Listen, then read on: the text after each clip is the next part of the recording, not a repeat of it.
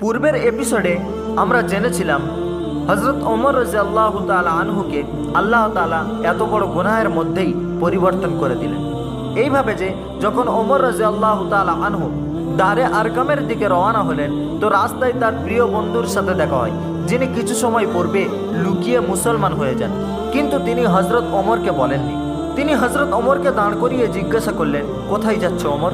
ওমর যখন বলল, তখন তিনি খুব অবাক ও ভয় পেলেন এবং বললেন, ওমর, মুহাম্মাদের কাছে যাওয়ার পূর্বে নিজের ঘরে চোখ রাখো। ওমর রাদিয়াল্লাহু তাআলা আনহু বুঝতে পারলেন এবং সোজা নিজের বোনের ঘরের দিকে রওনা হলেন। পূর্বেই ওমরের বোন ফাতিমা নিজের বর সাঈদ বিন জায়েদের জন্য ইসলাম ধর্ম গ্রহণ করেন। সাঈদ বিন জায়েদ হযরত ওমরের বোনাই হওয়ার সাথে সাথে আপন চাচাতো ভাইও ছিল। হযরত সাঈদ বিন জায়েদ রাসূল সাল্লাল্লাহু আলাইহি ওয়াসাল্লামের নবুয়তের পূর্বে মক্কার ধর্মকে পরিত্যাগ করেন এবং সর্বদা মক্কার ধর্মের বিরুদ্ধে বলতেন। যে আমরা সবাই যখন জানি হযরত ইব্রাহিম আলাইহিস সালাম এক প্রভুর উপাসনা করতেন এবং তার সন্তান ইসহাক ও তার সন্তানেরা এক প্রভুর উপাসনা করতেন, তো আমরা ইসমাইলের সন্তানেরা এত প্রভু কোথায় পেলাম? যখন উনি মুহাম্মদ সাল্লাল্লাহু আলাইহি ওয়াসাল্লামের ধর্মের ব্যাপারে জানতে পারলেন, তো শীঘ্রই ইসলাম ধর্ম গ্রহণ করে নেন। তো হযরত ওমর রাদিয়াল্লাহু তাআলা আনহু নিজের বোনের ঘরে গিয়ে সাঈদ বিন জায়েদকে মারতে মারতে রক্তাক্ত করে দেন। এমত অবস্থায় ওমরের বোন ফাতিমা বাঁচাতে গেলে তাকেও রক্তাক্ত করে দেয়। পরিশেষে নিজের বোনের রক্ত দেখে ওমর করুণাময় হলেন এবং বললেন, আমাকে কোরআন শরীফ দাও। তো উনি কোরআন পাঠ করে মুসলমান হলেন। এই ঘটনাটি বিস্তারিত জানতে চাইলে কমেন্ট করে জানান।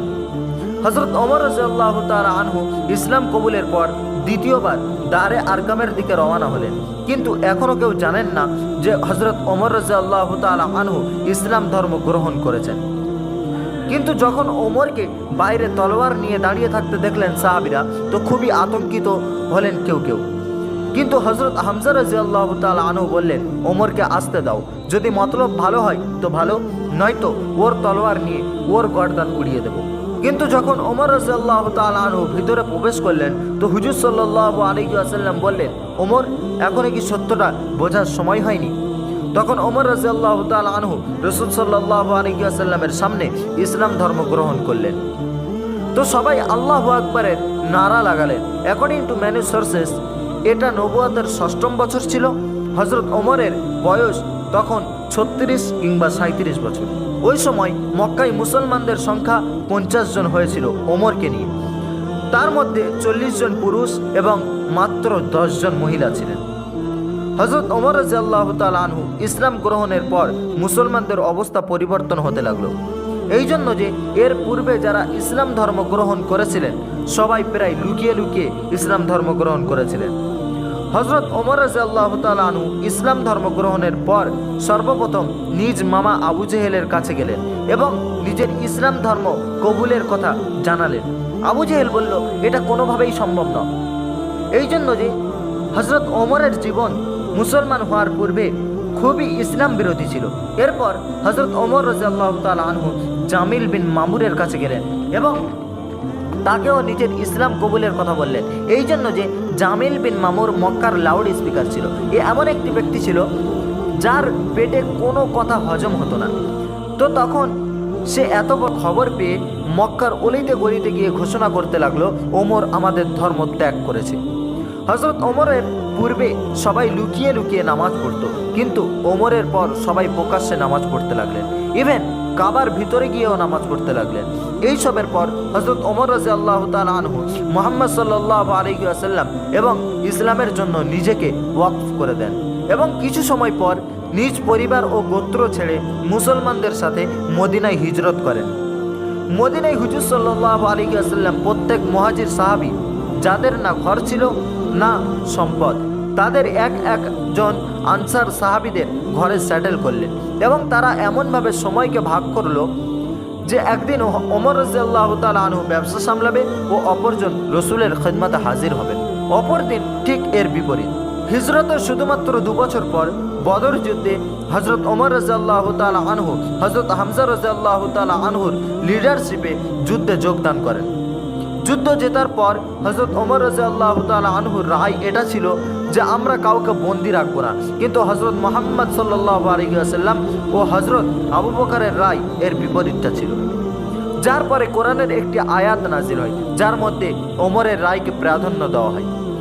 এই ডিসিশন এবং আরও কিছু ডিসিশনের কারণে ওমরের নাম আল ফারুক রাখা হয়, মানে হকের চিহ্নিতকারী ও সত্যের সাথী। বদরের 1 বছর পর উহুদের ও খন্দকের যুদ্ধে ওমর রাদিয়াল্লাহু তাআলা আনহু মুসলমানদের সাথে ছিলেন। এরপর সুলাহ হুদাইবিয়ার সময় হুজুর সাল্লাল্লাহু আলাইহি ওয়াসাল্লাম মক্কার সাথে ডিল করতে বললেন ওমরকে, কিন্তু ওমর রাদিয়াল্লাহু তাআলা আনহু এই মাশওয়ারা দিলেন যে আপনি আমার জায়গায় হযরত ওসমানকে ডিল করতে বলেন। এই জন্য যে ওই সময় হযরত ওমর রাদিয়াল্লাহু তাআলা আনহুর মামা আবু জেহেল মারা গিয়েছিল। তারপর মক্কার শক্তিশালী লিডার আবু সুফিয়ান ছিল, যে হযরত উসমানের গোত্রের লোক ছিলেন। সূরা হুদাইবিয়া পরে এক্সপ্লেন করব অন্য ভিডিওতে ইনশাআল্লাহ। এরপর মক্কাবাসীরা এমন একটি ডিল করলো মনে হচ্ছিল যেটা মুসলমানরা চেয়ে খুবই ভুল করেছিল, কিন্তু রাসূল সাল্লাল্লাহু আলাইহি ওয়াসাল্লাম সাহাবীদের রায়কে প্রাধান্য না দিয়ে এই ডিলের ওপর মোহর লাগিয়ে দেন, যেটার জন্য কিছু সাহাবা অসন্তুষ্ট ও কনফিউজড হয়ে গেলেন, যার মধ্যে হযরত ওমর রাদিয়াল্লাহু তাআলা আনহু ছিলেন। তিনি সোজা হুজুর সাল্লাল্লাহু আলাইহি ওয়াসাল্লামের কাছে গেলেন এবং জিজ্ঞেস করলেন, আপনি কি সত্যি নবী নয়? তো হুজুর সাল্লাল্লাহু আলাইহি ওয়াসাল্লাম বললেন, অবশ্যই আমি সত্যি নবী। ওমর রাদিয়াল্লাহু তাআলা আনহু বললেন, আমাদের দুশমন কি কাফের মুশরিক না? তো হুজুর সাল্লাল্লাহু আলাইহি ওয়াসাল্লাম এর উত্তরে বললেন, অবশ্যই। তো কেন আপনি তাদের সব কথা মানছেন, কেন তাদের সামনে কমজোর হচ্ছেন? তো এরপর রাসূল সাল্লাল্লাহু আলাইহি ওয়াসাল্লাম বললেন, আমি আল্লাহর রাসূল, আমি আল্লাহর হুকুম ছাড়া কিছুই করি না। তো হযরত ওমর রাদিয়াল্লাহু তাআলা আনহু চুপ হয়ে গেলেন। এরপর কিছু বছরের মধ্যে অনেক মানুষ সুলাহ হুদাইবিয়ার জন্য ইসলামের দিকে আসছেন। তো উনি সব বুঝতে পারলেন এবং সারা জীবন আল্লাহর কাছে এর ক্ষমা চাইলেন। সুলাহ হুদাইবিয়ার পর ইসলাম এত দ্রুত ছড়াতে লাগলো যে হযরত ওমরের কাজিন হযরত খালিদ বিন ওয়ালিদও ইসলাম ধর্ম গ্রহণ করেন। এরপর হযরত ওমর রাদিয়াল্লাহু তাআলা আনহু সব যুদ্ধে রাসূল সাল্লাল্লাহু আলাইহি ওয়াসাল্লামের সাথে সর্বদা ছিলেন। এরপর রাসূল সাল্লাল্লাহু আলাইহি ওয়াসাল্লাম হযরত ওমরের মেয়ে হযরত হাফসার সাথে বিয়ে করলেন।